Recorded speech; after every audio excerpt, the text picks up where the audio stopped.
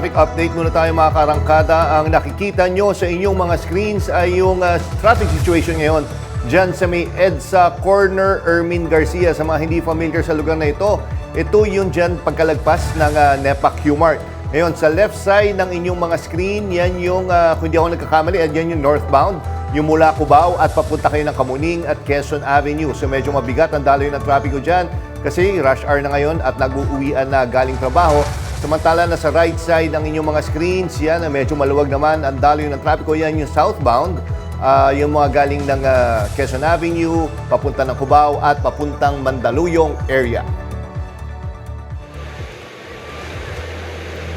At live naman ngayon ang Vatican City. Makikita niyo po sa inyong screen na dumadami na po ang tao dyan sa Vatican matapos ka ang napakalungkot na balita ng pagpanaw ni Pope Francis.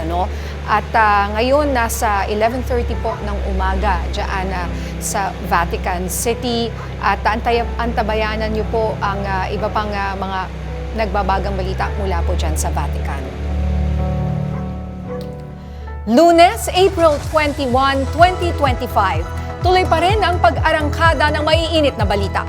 Ako po si Nina Corpus. Walang iwanan, walang palalampasin, kasama nyo pa rin sa mga kwento ng bayan at lakas ng basa. Live tayo sa Radyo 630, 92.3 FM Radio Manila at sa lahat ng FMR stations nationwide. Ako si Jack Batallones. Ito ang Arangkada Balita. Pope Francis pumanaw na sa edad na 88. Sa pool sa CCTV, rider sinaksak ng kanyang pasahero sa katinangay ang motorsiklo. Dalawang babae na sangkot sa pambubugaw, kalaboso. 17 biktima nasagip.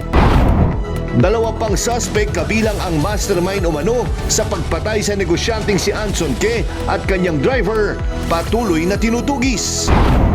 Ilang kandidato ngayong midterm elections, questionable nga ba ang paninindigan? Kaninong interes ba ang kanilang inilalaban? Alamin! Because I'm Janine's boyfriend, so... At Jericho Rosales, pinakilig ang mga dumalo sa burol ni Pilita Corrales nang amining boyfriend siya ni Janine Gutierrez.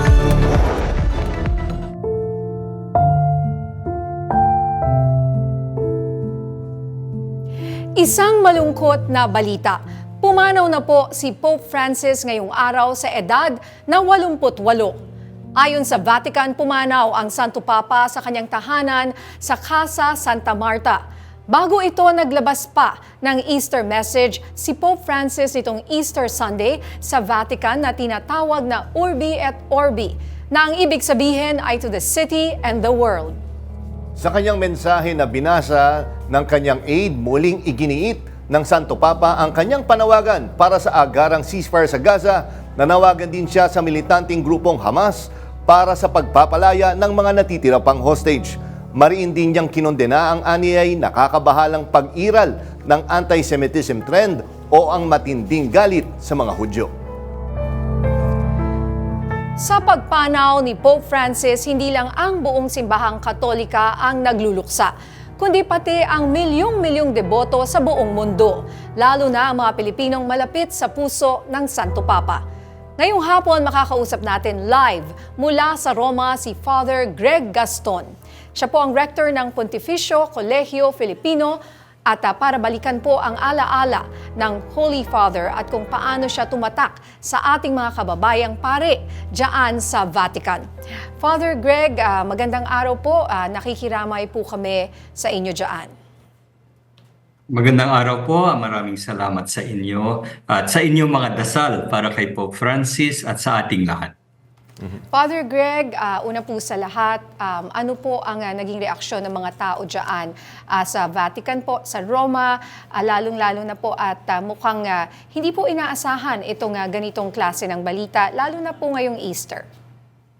Totoo po yan, no? Kasi kahapon lamang ay lumitaw nga si Pope nung blessing yung every year pag Easter noontime dito sa Rome, dito sa Vatican, ay nagbe-blessing siya for the whole world and for the city of Rome ay yung tinatawag na Urbi et Orbi na special blessing, no? At nandun nga siya. And then, nag-umikot pa nga siya sa plaza, no? Sa Vatican Square. First time mula nung nadala siya sa hospital, February 14, at hindi natin alam kahapon, ay last time niya na rin.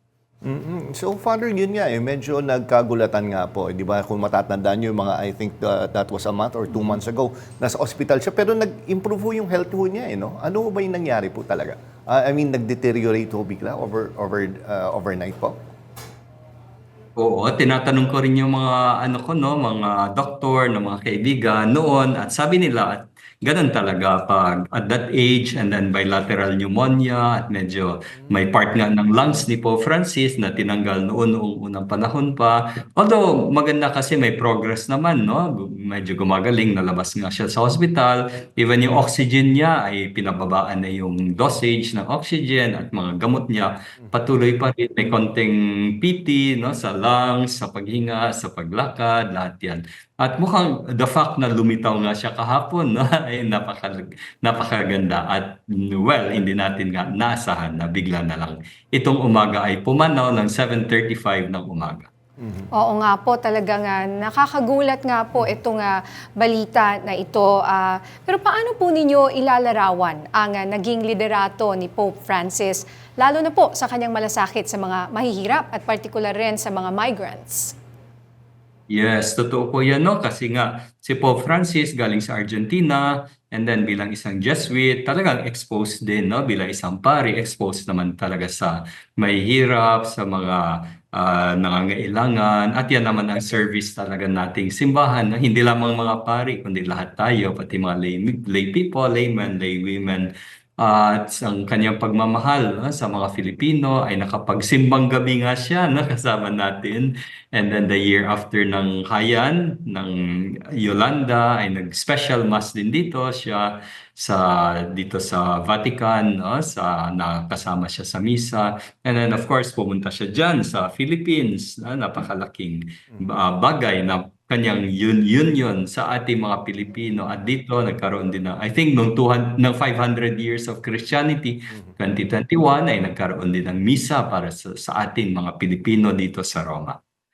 Father Greg, sabi nga po sa mga balita, pambihirang Santo Papa itong si Pope Francis, kauna-unahang Santo Papa na hindi European, galing sa Argentina, nagmula sa mahirap, naging bouncer sa isang bar, naging janitor. So kumbaga alam niya talaga yung pinagdaanan ng mga mahirap dahil mismong siya, pinagdaanan niya yon. At balita ko, partner Jack rin, alam natin hindi siya tumira doon sa mga gagarang papal apartments, kundi sa guest house. Ang naging trademark niya talaga, partners, yung humility at simplicity. No? Yes. Parang ganun yun. Tama ho ba, Father? So Father, si Pope Francis po ay pumanaw dyan sa guest house po. Tama po ba? Or saan po ba siya nakatira po? Oo, so ganito kasi sa Vatican ay city, although napakaliit na city, no? So kompleto yung facilities ng city. May auditorium, may fire station, may police, may governor's building, mga offices, pati yung plaka ng sasakyan, kompleto. So meron din isang residence. Ito ay tahanan, hindi ko alam exactly kung ilan yung kasya doon. I think mga a little over 100 yata yung mga rooms. Basically para sa mga naka-assign sa Vatican, mga pari, mga monsignor, pa isa-isang bishop na naka-assign para malapit na rin at nasa loob ng Vatican. Konting lakad lang, nasa Vatican Basilica na sila, St. Peter's. No? At doon ginusto ni Pope Francis na tumira. Meron naman si Pope John Paul, Pope Benedict, doon sa tinatawag na papal apartments. Although kung tutuusin, yung papal apartment, isang room, isang parang ante-room, isang chapel, and then isang library. So yan naman ang maliit lang naman. At may room din yung Swiss Guards na para sa kanyang security. So sa loob, parang isang section sa dulo, sa isang sulok ng kung saan yung mga offices ng Vatican, doon yung tinatawag na papal apartments. Although yun nga, kung doon siya, mag-isa siya doon o baka kasama yung secretary and then may tumutulong din sa pagluto, ganun. Si Pope Francis naman, ginusto niya, doon siya kasama ng mga 100 na mga pari, doon siya kakain, doon siya matutulog. Kaya gusto niya makihalubilo din sa mga tao. Okay. Father, ganito, napansin nga namin medyo dumadami na rin yung tao dyan sa paligid sa Vatican. Ano ho ba yung mga inaasahan natin sa mga susunod na oras or susunod na araw? Ano ho ba yung the next few days po? Ano ho ba yung inaasahan natin dyan? So yun nga na pumanaw si Pope Francis 7:35 ng umaga dito sa Roma, dito sa Colegio Filipino. Nagmimisa kami ng 7:30, hindi pa naman namin alam yun, no? So kaya blessed din tayo kasi habang nagmimisa kami ay yung last final moments ni Pope Francis, and then nagmisa ngayon din, kakamisa lang ng ating mga pari kasi 50 kaming paring Pilipino dito, kaya tuloy-tuloy yung ating mga misa. 7:35 na umaga, 1:35 dyan, and then after 2 hours, tsaka palang naging public ng balita, no? Of course, inayos muna nila, pati yung statements, no? Anong sasabihin sa mga tao. At kaya nung nalaman natin, lahat kumalat ka agad sa social media, sa mga news. Salamat din sa lahat, no? Sa media practitioners. At yung mga tao, ayan, dahan-dahan, ang dami din nagte-text sa akin, nagtatanong kung totoo or hindi, no? Sabi ko, punta lang kayo sa Vatican na news na official talaga para ma-update tayo. And ngayon, ayan na, pupunta yung mga tao. Kasi experience ko rin nung namatay si John Paul, nandito ako. Nung nag-resign at namatay si Pope Benedict, nandito din ako. So yung mga tao, spontaneous, mamaya puno na yung Vatican Square. Oo nga po. May mga alaala po ba kayong personal na karanasan o pag-uusap po ninyo kay Pope Francis na maaari niyo pong ibahagi sa amin? Yes, oo. So nung bago siyang Pope, nandito din ako at the time. So nakita ko yung white smoke, nakita ko yung naka-attend ako ng kanyang first na misa, no, bilang Pope. And then dito din sa napakaraming activities with the priest. Maalala ko nung pumunta siya dyan sa Philippines, nakasama din ako kasi ni-request din ako ng radio ng Manila, Archdiocese of Manila, no, yung sa Radio Veritas na mag-cover. So kasama ako ng ibang mga media from the Philippines, international, sa plane ng Pope, at nakapag-picture taking din kami with the Pope, no? Isa-isa kami doon katabi ni Pope. And then dito din nag-anniversary kami, 60th anniversary 2021 ng Colegio Filipino. Tinanggap din kami, nagkaroon ng audience din with Pope Francis. Father, ganito, alam namin na kakapasok nga lang ng balita na pumanaw nga po ang ating Santo Papa, pero syempre hindi po natin maiiwasan na marami nag-uusap. Yun nga ho, when is the earliest ho ba na mapag-uusapan kung may papalit? Ano ho ba yung proseso na pagdadaanan po sa pagpili po ng papalit po kay Pope Francis po? Yes po. So nag-aayos ngayon, naka-specify naman talaga, nakalista na yan sa mga Vatican documents, even sa website, no? Yung pag-hold ng tinatawag nating conclave. Ayan ay nagagaling sa dalawang salita, con, kagaya ng Spanish, di ba? Con, with, mais con, yellow, di ba? With, conclave, clavis, llave, llave. No, yan ang susi. Kasi nung unang panahon, hindi ko na maalala anong century yun. Ang tagal ng mga cardinal makapili ng Pope. And nainis yung mga tao. Kinulong sila. No? Kaya may susi dapat para makalabas sila. Kinulong yung mga cardinals para makapagpili. Tinanggal yun yung bubong. Pagkain nila ay tubig lang tsaka tinapay, ayun na. So naging tradisyon. Noon magulo pa noon yung pagpili ng Pope. Ngayon, very organized. So ang proseso magiging 2 weeks. We expect mga 2 weeks na maghihintay muna, mag-aayos ng funeral, lahat yan, and then contact sa mga cardinals. Officially, of course, alam naman nila through social media, officially, invite sila dito.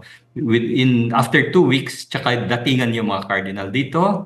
1 week na reflection, lahat ng cardinals. After ng 1 week reflection, sisimula na yung tinatawag na conclave talaga, yung pagboboto, at kasama lang doon yung mga below 80 years old na mga cardinals. Okay. So yan po time frame. Okay, maraming salamat po, Father Greg Gaston, sa inyong oras po at pagbabahagi ng inyong alaala sa Santo Papa, at kaisa nyo kami sa pagdarasal po sa ating yumaong Santo Papa. Maraming salamat po, Father Greg. Maraming salamat sa inyong lahat. Sa ibang balita, naglunsad ng manhunt operations ang Quezon City Police laban sa pasaherong sumaksak sa isang motorcycle rider.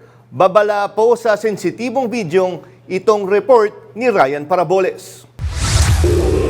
Nakunan pa sa CCTV ang pagpasok ng motorsiklo sa eskinitang ito nang bigla na lang sinaksak ng pasahero ang motorcycle rider. Natumba ang motor at walang tigil na pinagsasaksak ng lalaki ang rider.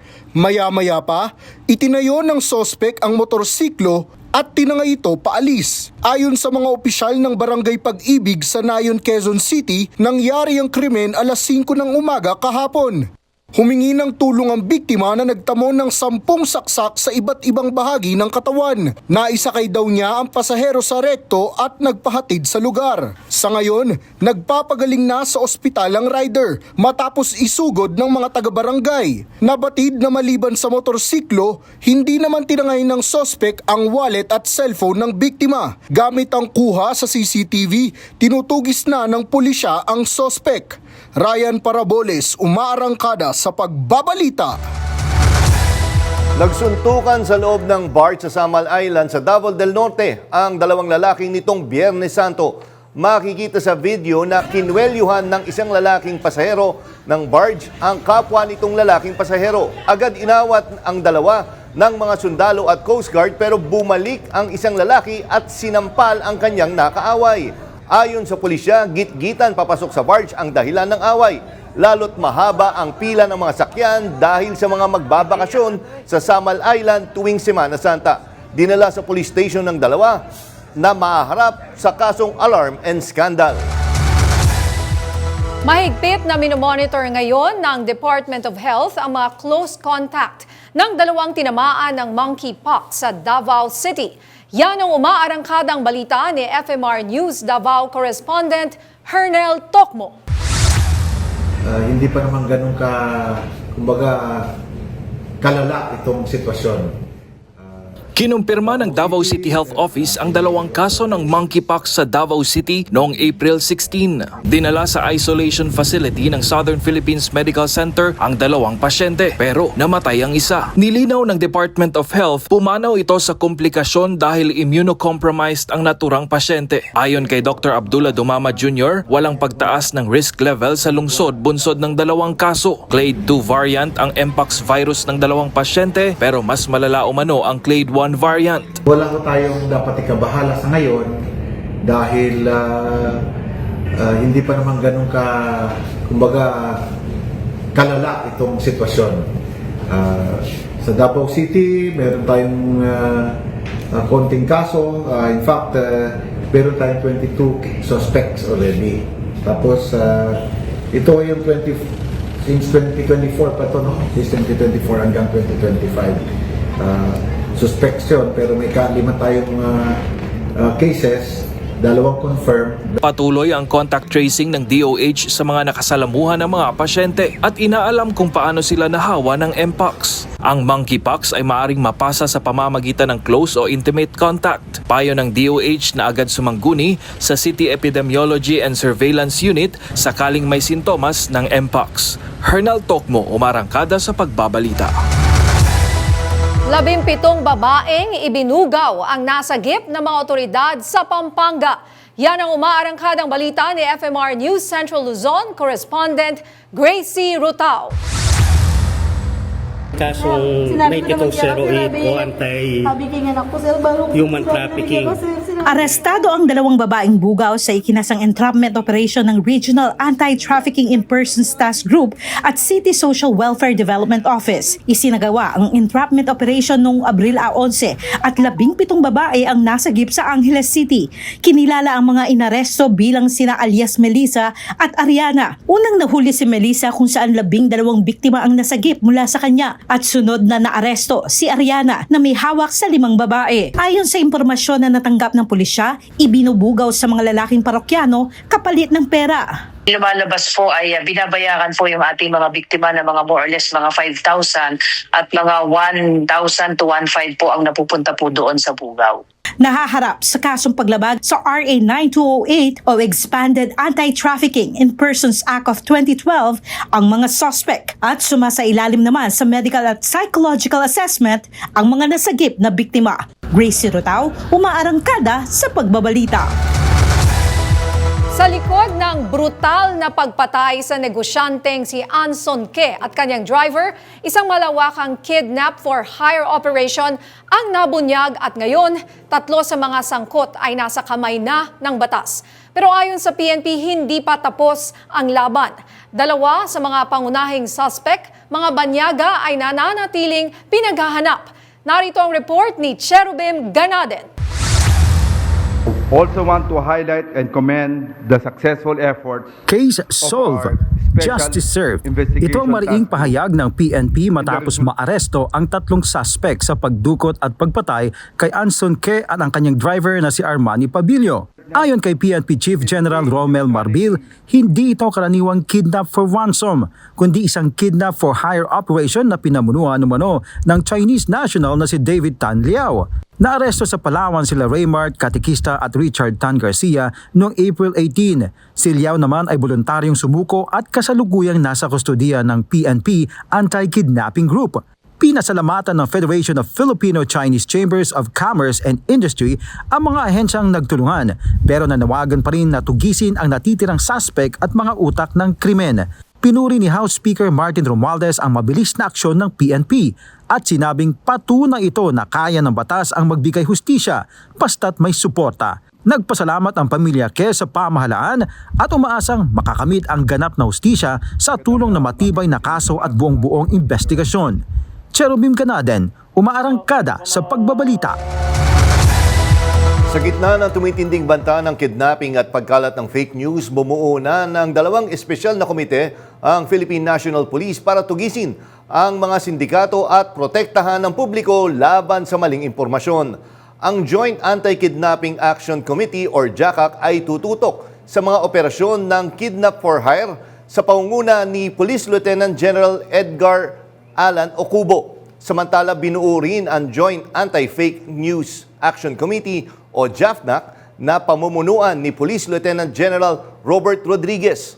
Layunin nitong tugisin ang mga nasa likod ng peking balita na nagdudulot ng takot, kalituhan at pagkakabahala sa publiko. Matapos ang malakihang oil price rollback nitong nakalipas na linggo, tataas naman ng higit piso ang presyo ng mga produktong petrolyo bukas, April 22, 2025. 1 peso and 35 centavos kada litro ang itataas ng presyo sa gasolina, 1 peso and 30 centavos ang diesel, 1 peso and 10 centavos naman ang kada litro sa kerosene. Sinasabing pangunahing dahilan ng pagtaas ng presyo nito ay ang global concerns sa supply nito. Sa aming pagbabalik, Balikatan 2025 sinimulan na. Mahigit 17,000 sundalo nakilahok. Yan at marami pang mainit na balita sa pagbabalik ng Arangkada Balita.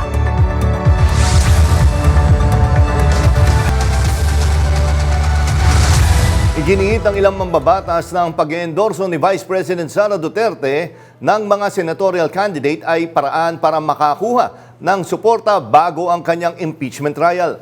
Ayon ito kina Deputy Majority Leader Paulo Ortega at Lanao del Sur 1st District Representative Zia Alonto Adjong. Matapos i-endorso ni VP Sara sina Senator Amy Marcos at Las Piñas City Representative Camille Villar. Sinabi ni Ortega na ang papalapit na impeachment trial at natural lang na maghanap ng kakampi ang Vice-Presidente.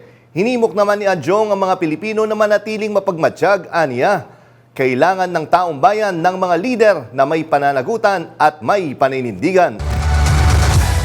Inihayag ng Malacanang na hindi nababahala si Pangulong Ferdinand Marcos Jr.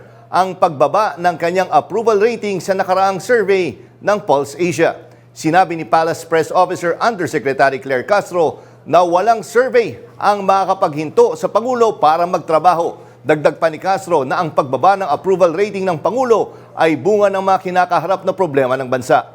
Pero hindi aniya nire-representa ng bilang ang mga respondents ang sentimiento ng lahat ng Pilipino. Sahay ko ngayon, Nalaman po natin na ang respondents dito ay 2,400.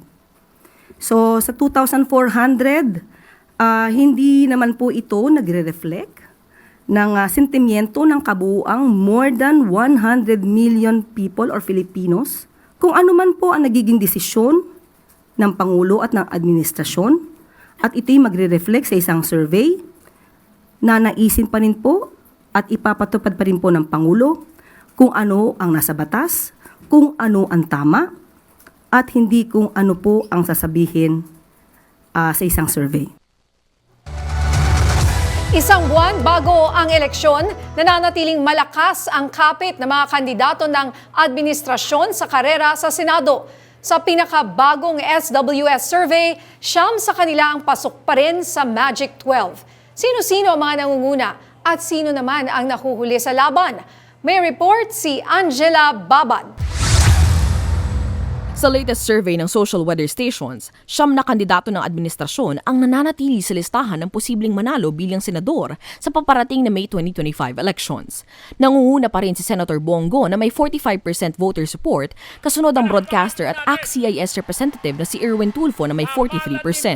Pasok sa ikatlong pwesto si Senator Lito Lapid na may 34%, habang tabla naman sina dating Senate President Tito Soto at Senator Pia Cayetano sa ika-4 at ika-5 pwesto na may 33%. Sumunod sina Senator Ronald Bato de la Rosa, Bong Revilla at broadcaster na si Ben Tulfo, habang umakyat naman sina Makati Mayor Abby Binay at Las Piñas Representative Camille Villar sa ika-9 at ika-10 pwesto. Bumaba naman sa ika-11 pwesto si dating Senator Ping Lacson, habang nasa dulo ng Magic 12 si dating Senator Manny Pacquiao. Paalala ng Strat-based group, bagamat malakas ang hatak ng popularidad, mahalagang suriin ng mga botante ang track record at plataporma ng bawat kandidato, dahil nakataya rito ang kinabukasan ng ating bansa. Angela Babad, umaarangkada sa pagbabalita. Mahigit 9 sa bawat 10 Pilipino ang nagsabing hindi mapagkakatiwalaan ng China ayon sa Okta Research. Pero kahit mataas ang distrust rating, positibo naman ang tingin ng marami sa paraan ng Marcos administration sa pagdedepensa sa West Philippine Sea. Ano nga ba ang pinagkaiba ng estilo ni na dating Pangulong Duterte at Pangulong Marcos? At bakit mahalagang bantayan ito ng publiko? Narito ang report ni Kath Kahukom. Ayon sa survey ng Okta Research, lumalabas na 91% ng mga Pilipino ang walang tiwala sa China, ang pinakamataas na distrust rating sa loob ng mga nagdaang taon. Ayon sa datos, 76% ng mga Pilipino ang nagsasabing ang China ang pinakamalaking banta ngayon sa seguridad ng Pilipinas. Sa kabila nito, nananatiling mataas ang suporta ng publiko sa paraan ng Marcos administration sa pagdepensa sa West Philippine Sea na may 84% approval rating. Malaki ang pagkakaiba nito kumpara noong panahon ni dating Pangulong Duterte na bagamat mataas din ang satisfaction rating ay mas naging maingat at iwas konfrontasyon ang naging estilo. Ayon sa mga eksperto, ang mas aktibong pamamaraan ng Administrasyong Marcos sa pakikipaglaban sa karapatan ng West Philippine Sea ay nagresulta sa mas malawak na pagkakaisa ng publiko laban sa agresibong kilos ng China. Kat Kahukom, umaarangkada sa pagbabalita. Para bigyang linaw ang mga numerong ito at kung paano ito nakakaapekto sa ating relasyon sa China, kasama natin live via Zoom ang political analyst at Okta Research Fellow si Professor Ranjit Rai. Magandang gabi po, Professor Rai. Magandang gabi po sa inyo lahat at sa lahat po na nanonood at nakikinig sa atin. Prof, bakit po kaya patuloy pang tumataas ang bilang ng mga Pilipinong walang tiwala sa China kahit nag-iba na ang stratehiya ng Marcos administration? Baka ka siguro dahil maraming rason yan, no? Siguro pangunahin diyan na marami na sa ating kababayan ang alam tungkol sa issue, no, ng West Philippine Sea, yung aggression, yung kind of conflict that we have in that area. Kasi nga may mga television na ngayon, may mga may footage na po directly dun sa conflict area. So yung aggression ng China ho, kitang-kita ho ng karamihan ng ating kababayan. In fact, nung nagpalit yung strategiya ng gobyerno, doon tumaas po yung approval rating ng national government para sa national government when it comes to the West Philippines. And that was around 2 years ago po. makikita nyo pataas po yung ating ratings po. At yung mga ating kababayan talaga, hindi nila gusto yung pagtrato po ng China sa atin dyan sa West Philippines. Hindi ko nangangahulugan na ayaw nila yung mga in-check at ayaw nila ang Chinese government. Ang iba naming survey probe, sinasabi na kailangan maganda relasyon natin with China. Pero dito sa issue ng West Philippine Sea, klarong-klaro yung mga kababayan natin. 8 out of 10 sinusuportahan ang mas assertive na posisyon, no, sa West Philippine Sea.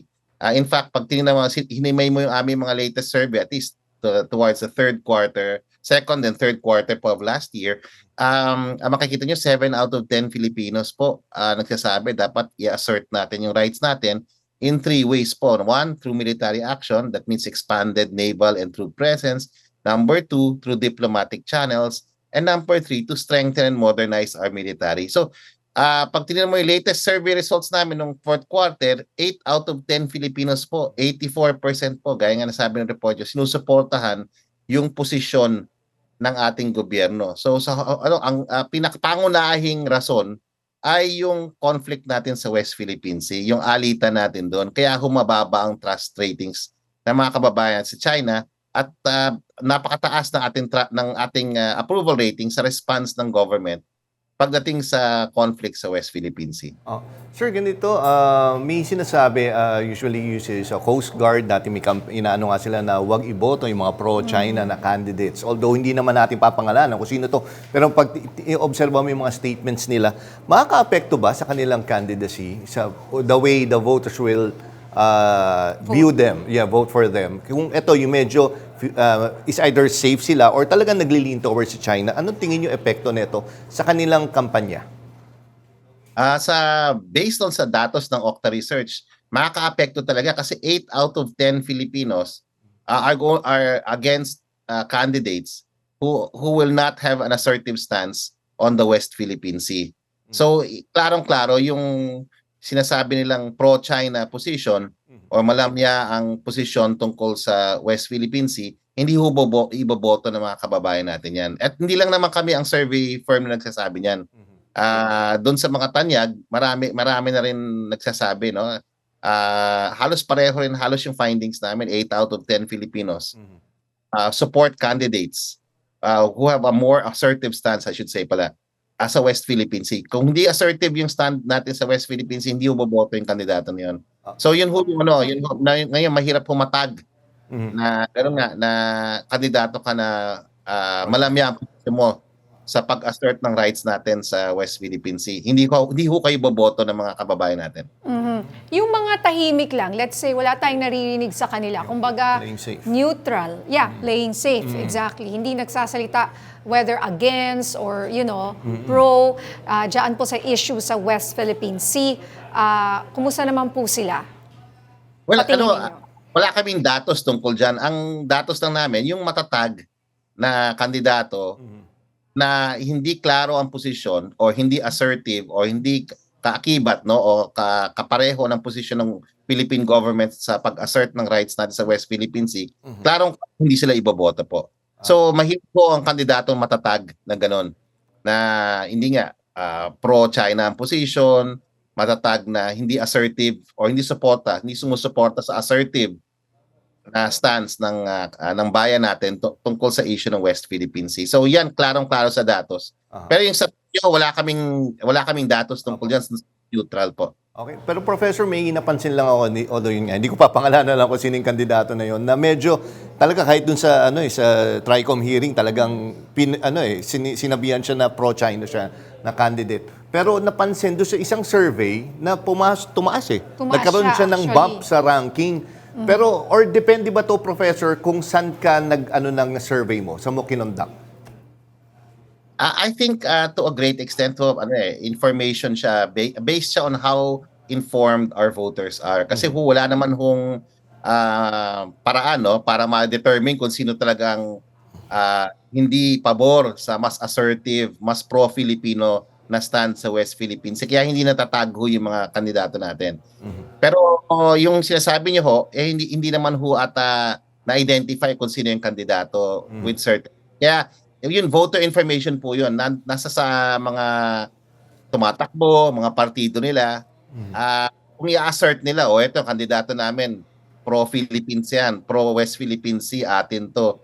So, matatag na yung candidate nila. Tapos, sa kabila, binla, eto mga kandidato na medyo sumusuporta sa posisyon ng China, hindi assertive sa rights natin sa West Philippine Sea. Wala hong ganong klaseng nangyayari pa sa eleksyon na to eh. Although sinimulan ni Presidente Bongbong Marcos yung diskusyon dun sa famous lawag speech niya na wag nang bumoto sa mga kandidatong hindi sumusuporta sa posisyon ng bayan tungkol sa West Philippine Sea, sa pag-asert ng rights natin sa West Philippine Sea. Hindi ho na-take up ng mga kandidato eh. Hindi pa tayo nakakapag-identify ho ng posisyon sa mga kandidato. So kaya yung mga botante natin, hindi sila informed. So yan ang media, yan ang role ng mga stakeholders, civil society, inform yung mga voters natin kung sino talagang malamya pagdating dito sa posisyon ng bayan tungkol sa West Philippine Sea na klarong-klaro ho. 8 out of 10 Filipinos support the government's response sa West Philippine Sea. Klarong-klaro sa ating mga kababayan yung issue na to kasi mataas rin ho yung awareness ng mga kababayan natin sa issue na to. At mula lang ito, itong administrasyon ni President Bongbong Marcos.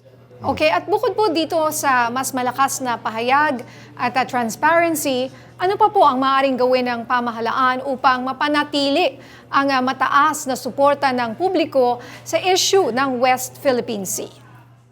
Alam mo, komplikado ho yung sitwasyon sa West Philippine Sea at ang posisyon ng gobyerno dapat nakabata yan, ang posisyon nila dapat gawin yung tama. Hindi para maging popular, pero gawa ng paraan para ma-assert yung ating national interest dyan sa conflict na yan. Klarong-klaro naman na sinusuportahan sila ng taong bayan. So, our own public is already suggesting 3 responses. Number 1 is to continue to assert our rights dyan sa, through expanded naval and troop patrol. Number 2, ang sinasabi ng mga kababayan natin, continue yung diplomatic efforts. And number 3, i-modernize yung armed forces natin. So klarong-klaro sa mga kababayan natin kung anong dapat gawin. Siguro kailangan pakinggan ng ating gobyerno yan. Ituloy yung ginagawa niya kasi talagang sinusuportahan siya ng publiko when it comes to its response sa West Philippine Sea. So tuloy-tuloy lang dapat. Alright, maraming salamat po sa inyong paliwanag at mahalagang insights tungkol po sa usaping ito, Professor Ranjit Rai ng Okta Research. Samantala, handa na ang MMDA para sa inaasang bigat ng daloy ng trapiko ngayong Lunes, April 21. Maglalagay ng 2,500 traffic enforcers sa mga pangunahing kalsada sa Metro Manila para i-manage ang posibleng pagbigat ng trapiko sa pagbabalik ng marami mula sa bakasyon.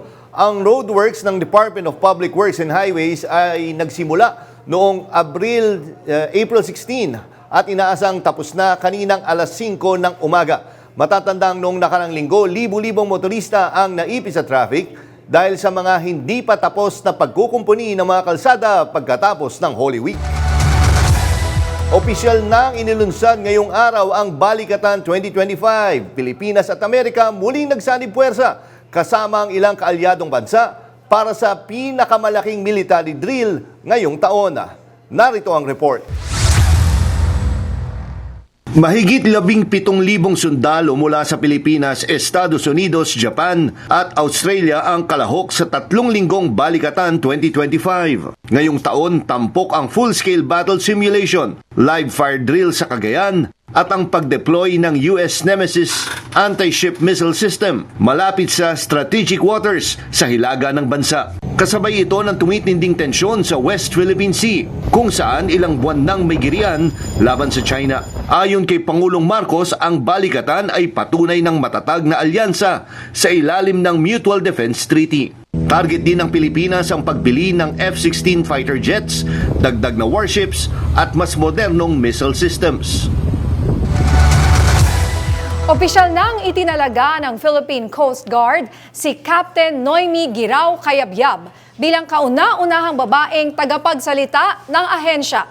Ayon sa PCG, si Captain Cayabyab ang magiging boses ng organisasyon sa national at global issues bilang patunay sa matatag na dedikasyon ng ahensya na isulong ang pantay na oportunidad para sa mga kababaihan. Wala na namang nakakuha ng jackpot sa Ultra Lotto 658 na nagkakahalaga ng 49.5 million ayon sa Philippine Charity Sweepstakes Office. Noong Easter Sunday draw, nanatiling mailap ang winning combination ng 53, 20, 11, 35, 19, 37. Matatanda ang bumalik na sa minimum guaranteed prize ang jackpot matapos may manalong solo ng 223.7 million noong April 6. Wala ring nanalo sa Super Lotto 649 na may premyong 15.8 million pesos gamit ang numerong 28, 16, 41, 45, 30, 18. Ang susunod na bola ay gaganapin sa Martes, April 22. Marami pang mainit na balita sa pagbabalik ng Arangkada Balita.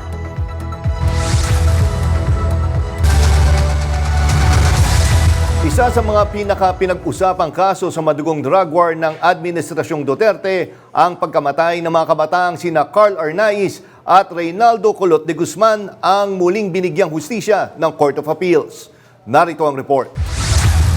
Taong 2017 nang biglang nawala sina Carl Arnaiz, 19 na taong gulang na honor student mula sa UP, at si Reynaldo Colot de Guzman, isang 14 anyos na grade school student na tindero ng isda. Ayon sa pamilya, at huling nakita noong gabi ng Agosto 17, 2017. Makaraan ng ilang araw, natagpuan ang bangkay ni Carl sa isang punerarya sa Caloocan, binaril sa dibdib at di umano'y nasangkot sa pango-hold up ng taxi. Makalipas ang ilang araw pa, si Colot naman ang natagpuang patay sa isang ilog sa Gapan, Nueva Ecija. Ang katawan may 30 saksak at nakabalot sa tape. Ang pangunahing akusado, si PO1 Jeffrey Perez, isang dating pulis Caloocan. Base sa testimonya ng isang saksi, nakita si Carl na nakaposas, lumuluhod at nagmamakaawa bago barilin. Hindi umano shootout, hindi holdapan, isang pagpatay. At nitong Abril 20, 2025, kinatigan ng Court of Appeals ang hatol ng Caloocan RTC noong 2022. 2 habang buhay na pagkakulong ang hatol kay Perez, reklusyon perpetua, walang parol, pati moral at exemplary damages para sa mga pamilya. Binigyan din ng korte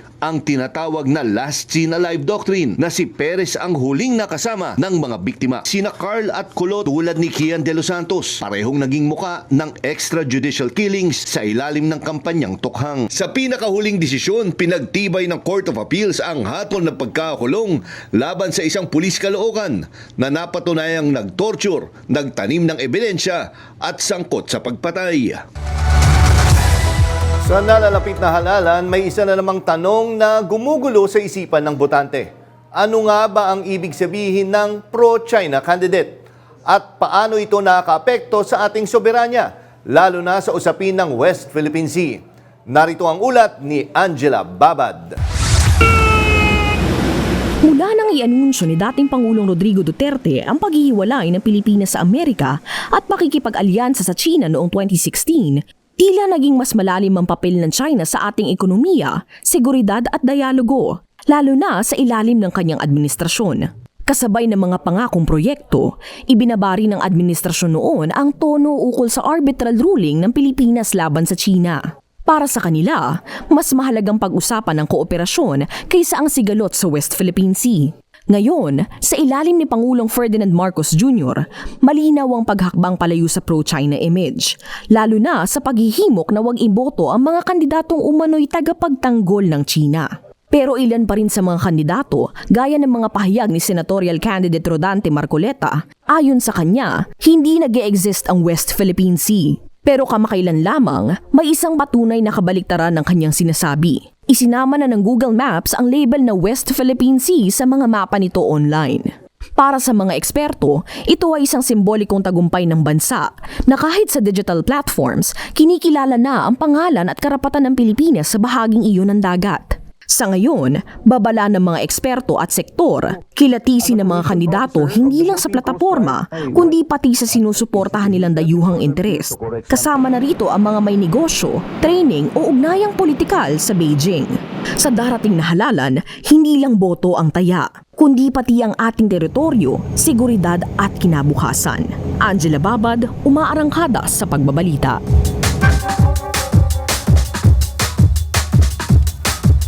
Sa gitna ng tensyon sa West Philippine Sea at usapin ng soberanya, may mga kandidato ngayong darating na eleksyon na binabansagang pro-China.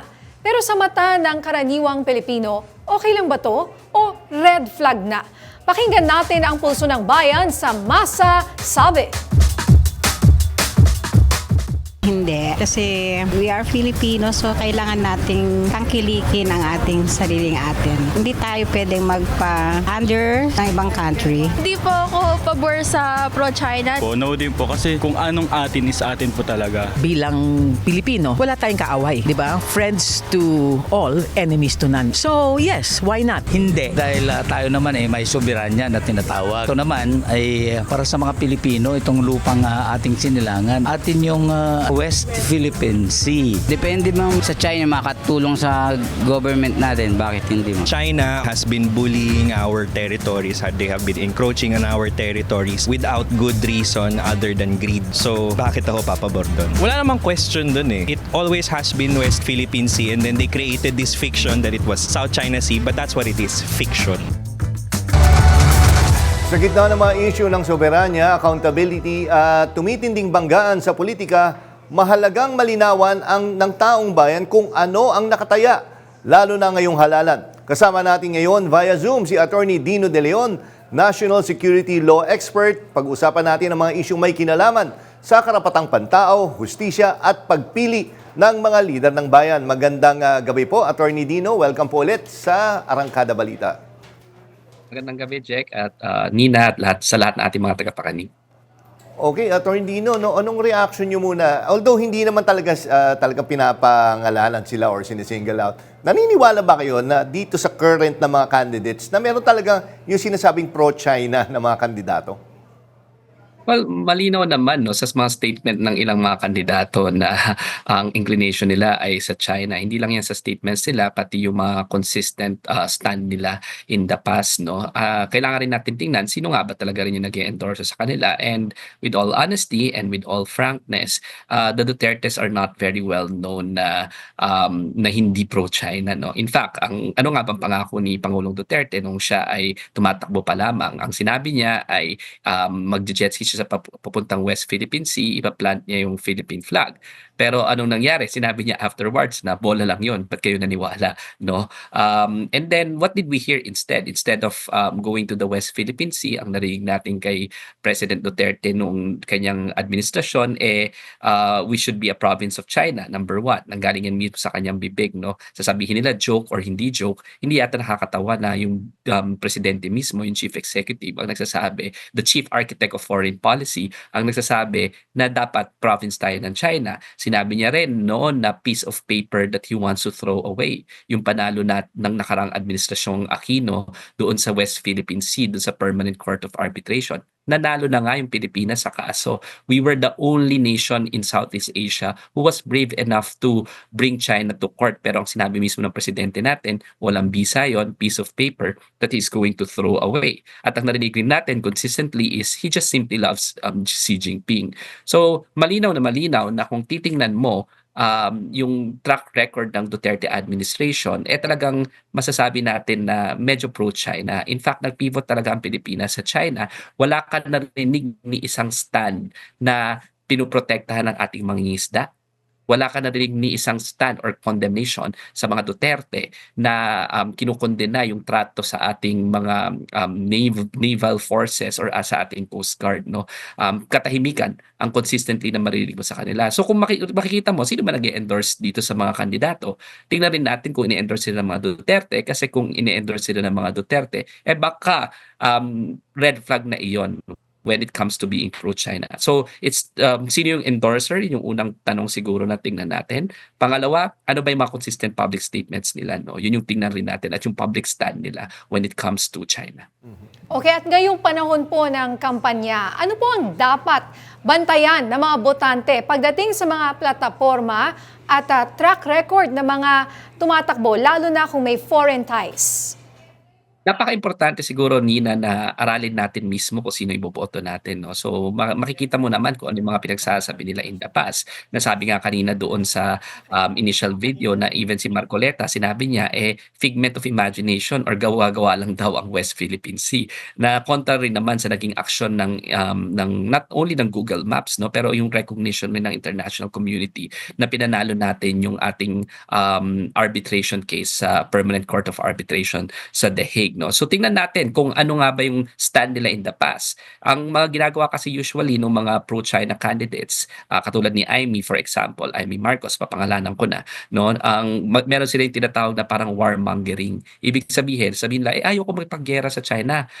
Tinatakot tayo na para bang magkakaroon ng gera. Hindi naman totoo yun, kasi ang doktrina sa Communist Party ng China, na pinag-aralan namin yan, no, ng mabuti, they will win the West Philippine Sea without firing a single shot. Ano ibig sabihin nito, no? Ang gagawin nila, i-co-op nila yung ating political institutions at ating mga politiko, no? So yung mga warmongering na yan, strategiya yan para takutin tayo as if wala tayong choice para mag-submit, no? Yan yung ginagawa ni Amy nung sinasabi niya nakatutok na raw sa atin yung mga missiles. Or for example, sila mga katulad nila Bongo na never spoke on the West Philippine Sea issue, never issued a single condemnation sa trato ng sa ating mga mangingisda at sa ating mga naval forces at sa ating Coast Guard. Na naputulan na nga ng daliri dyan, wala kang narinig ni anong niwi kay Bongo, kay Bato de la Rosa, wala ka rin narinig na kahit na anong condemnation. Ang naririnig mo pa nga, ang sabi ni Bato de la Rosa nung panahon daw ni Rodrigo Duterte, respetado raw ang Pilipinas ng China, na hindi naman katotohanan kasi nga hindi nga pinapapasok yung mga mangingisda natin doon, no? At inoccupy na nga yung mga yung ating exclusive economic zone doon, no?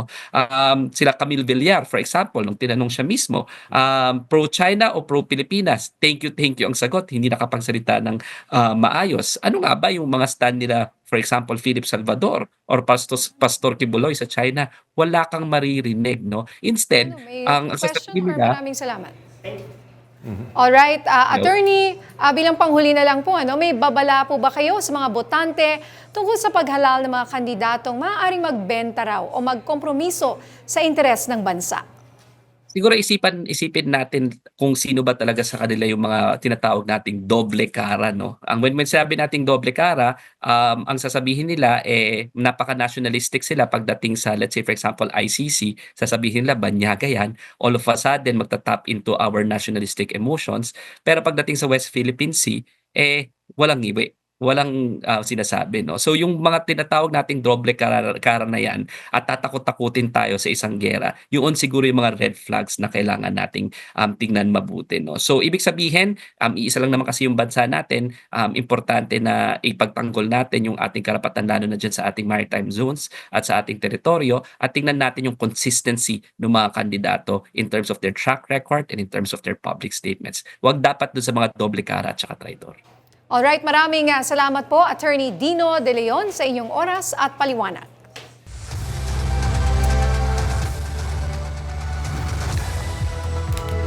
At yan ang mga balitang umarangkada ngayong araw. Ako si Nina Corpus. At ako naman si Jack Batallones, para hindi mahuli sa usapan, kapit lang hanggang sa susunod na Arangkada Balita.